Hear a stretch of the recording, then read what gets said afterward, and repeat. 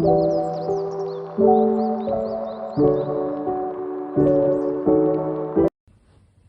everyone, today in this video we are going to discuss on Silkbeck's model of curriculum development. So in this video we are going to discuss the definition of Silkbeck curriculum development, followed by the 5 components of Silkbeck curriculum development, and we are also going to discuss the strengths and weaknesses of Silkbeck curriculum development. Before we go into the deep discussion of Silkbeck curriculum development, let us know the person behind this model. Malcolm Silkbeck is the person who developed this model. He is a world authority on education. He has published many papers, articles, books, and reports on academic issues such as curriculum theory and development, educational policy, and youth training in secondary and tertiary education. Now let me proceed with the definition of Silkbeck's model of curriculum development. Silkbeck model locates curriculum design and development firmly within a culture framework. It views such design as a means whereby teachers modify and transform pupil experience through providing insights into culture values, interpretative frameworks, and symbolic systems. Moreover, it is flexible, adaptable, and open to interpretation in the light of changing circumstances. I will highlight on 5 components of Malcolm Silkbeck models of curriculum development. There are 5 components of Malcolm Silkbeck models of curriculum development. They are the situational analysis, goal formulation, program building, interpretation, and evaluation. I will highlight on the 2 components of the model of curriculum development. They were the situational analysis and the goal formulation. So now I will take you all through the situational analysis. Situational analysis means it is a process of examining factors that involve both the environment and the society, and it involves the careful observation and analyzation in the society and the environment. And the Malcolm Beck based situational analysis, it includes both external and internal to the school.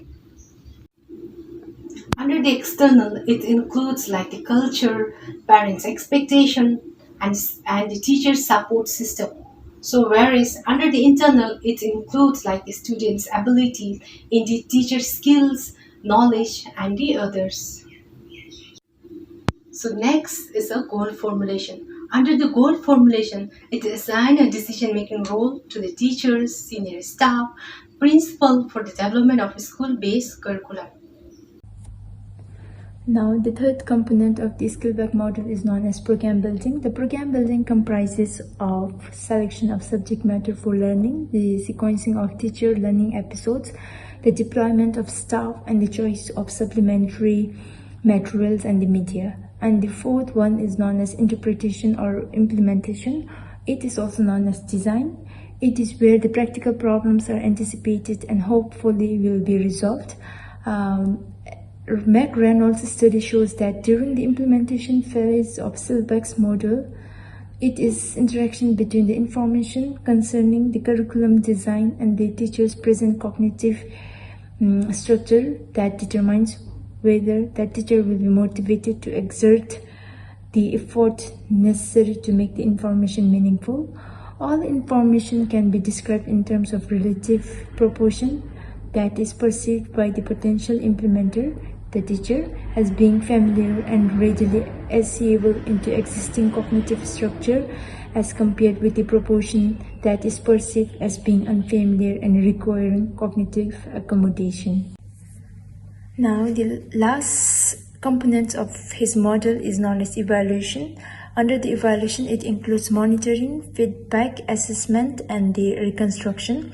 Silkbeck lists the problem of continuous assessment as being of a central concern during the evaluation. Silkbeck perceives the role of teacher to be essential during the evaluation phase to ensure continual reconstruction of the curriculum, and the mechanisms are necessary to ensure that a change will be in a continual process of revision in the light of formative evaluation data.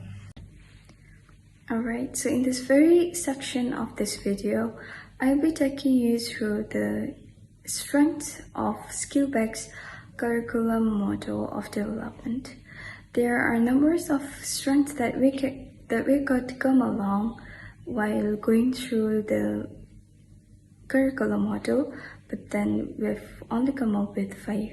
So firstly, it is claimed by the proponent of this model that this model is realistic way of handling a curriculum development because they find this model as a very dynamic in nature. Secondly, curriculum developers can start with any phases or process of the curriculum. It is because it does not presuppose or there is no linear progression of the curriculum. Thirdly, models offer flexibility, as it allows curriculum developers to plan or change the order of the planning to move to and through amongst the curriculum elements. So in conclusion, or what we can conclude is, this model offers flexibility to the curriculum developers.